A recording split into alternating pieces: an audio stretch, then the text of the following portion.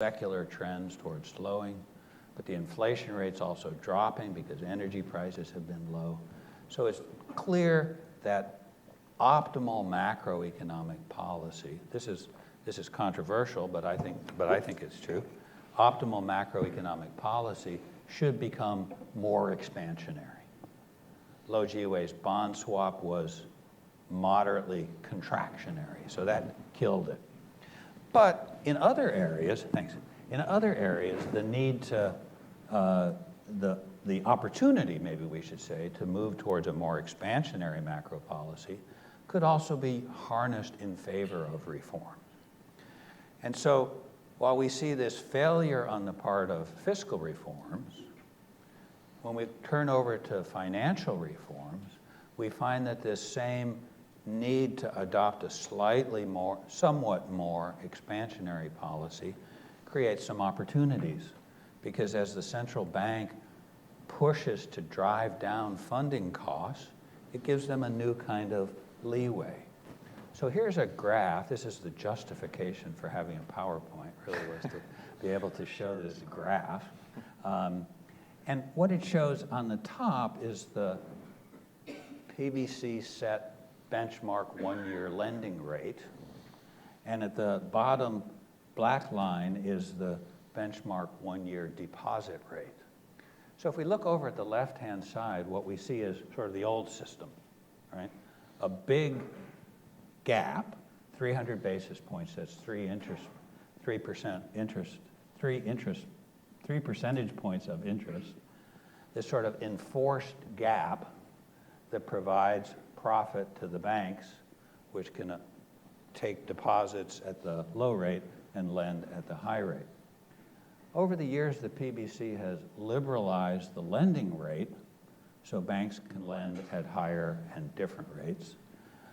But the deposit rate has not been liberalized until very recently. So look at what's happened in the last year. As the benchmark rate has gone down, the ceiling of what commercial banks can give to depositors has barely changed, because every time they lower the benchmark rate, they've increased the band so that now commercial banks can give 150% of the benchmark rate to depositors.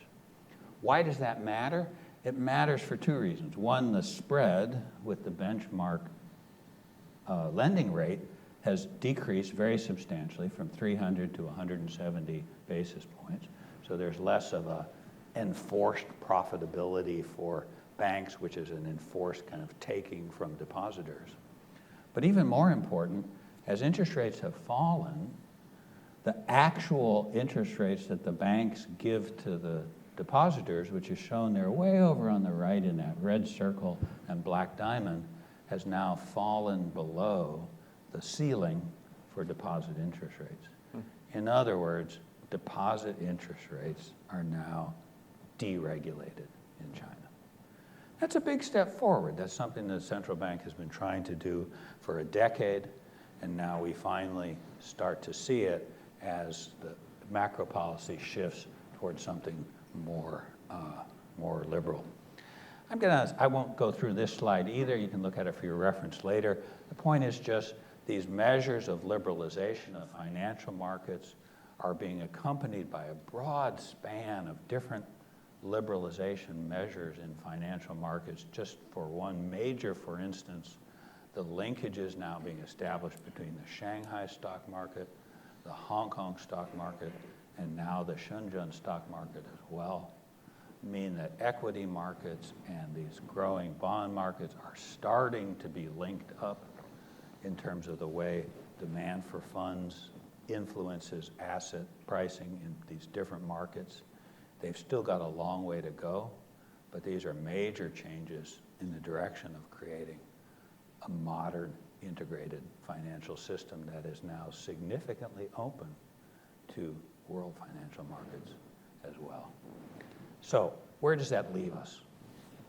As you can see, I'm not saying, oh, everything's great, reforms are perfect and underway, but I think we do have to acknowledge there's such a dramatic spectrum of new reforms. I think it makes sense to think of them as already falling into sort of 4 categories, right? There are some things where reforms are just working, right?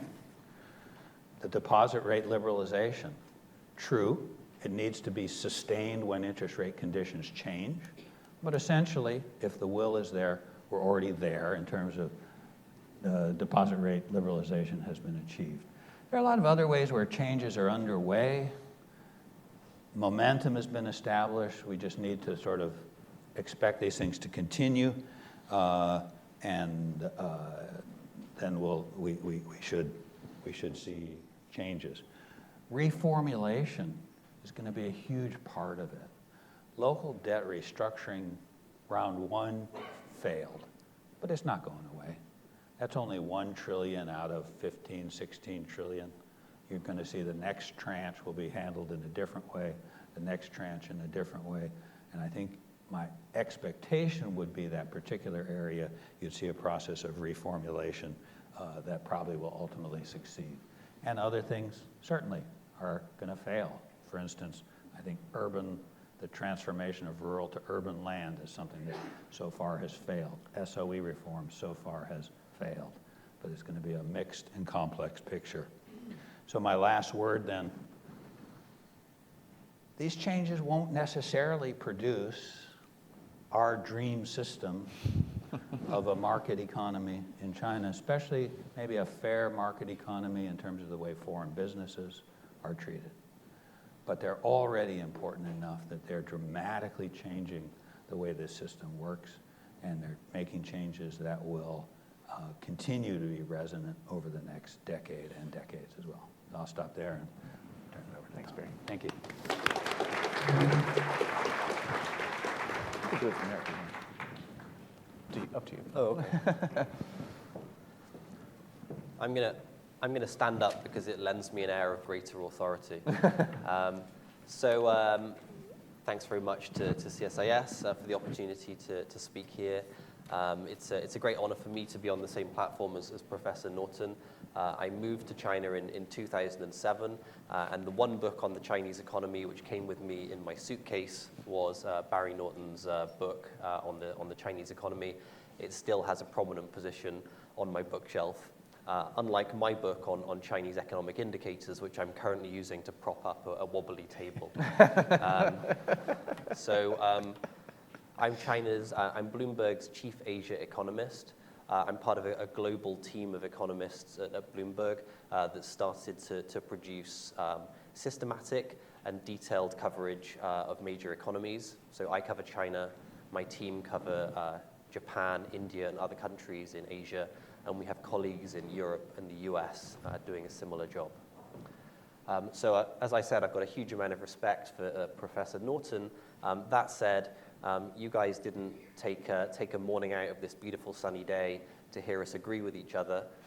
So I'm going to do my absolute best to try and pick a few holes in his argument. First of all, I'm going to try and sound a slightly more optimistic tone on the reform agenda, and then I'm going to speak a little bit about why, even though I think we can be optimistic about reform, that still doesn't make us optimistic about where China's growth is headed.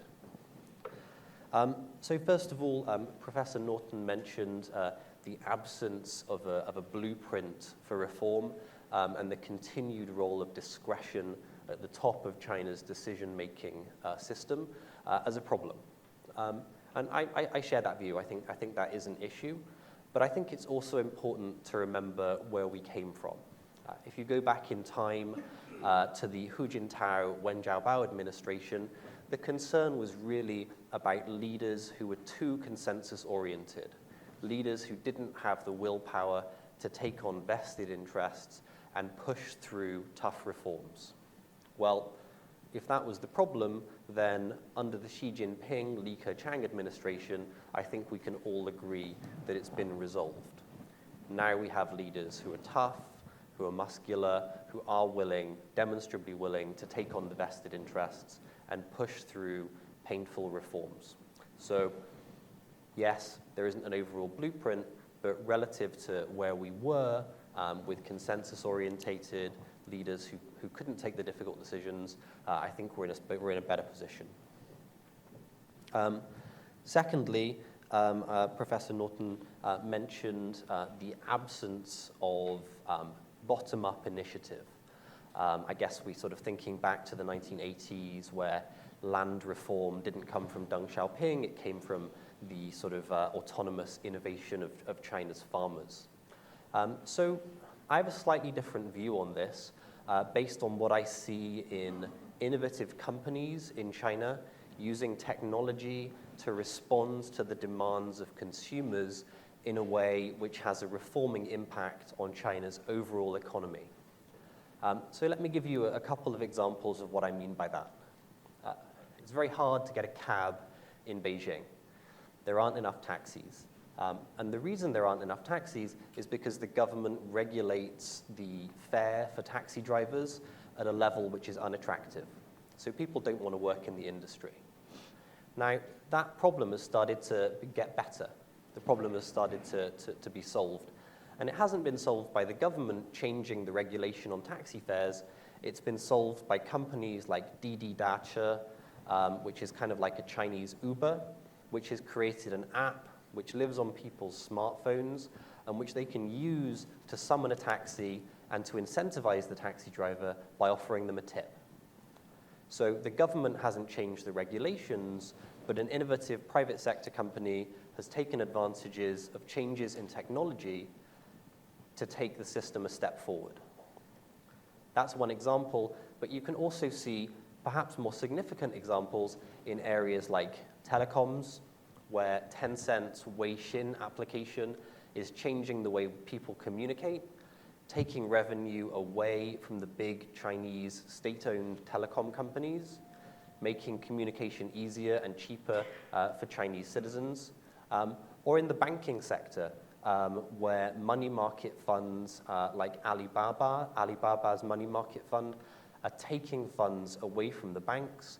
And even before the significant moves on interest rate liberalization, which Professor Norton, I think, completely rightly identified as a major step forward, even before that happened, these innovative private sector players like Alibaba's money market fund were taking funds out of the banking system, allowing customers to manage those funds over the internet, which, as any of you who've been to a Chinese bank knows, is a huge improvement, and offering them a market-set interest rate.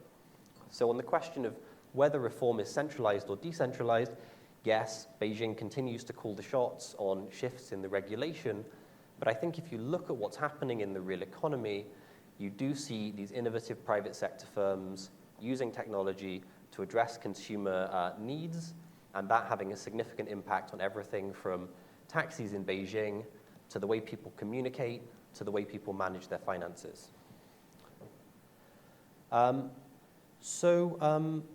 That said, I'm just going to make a couple of remarks on, well, I guess we could say I'm a little bit optimistic on the reform agenda.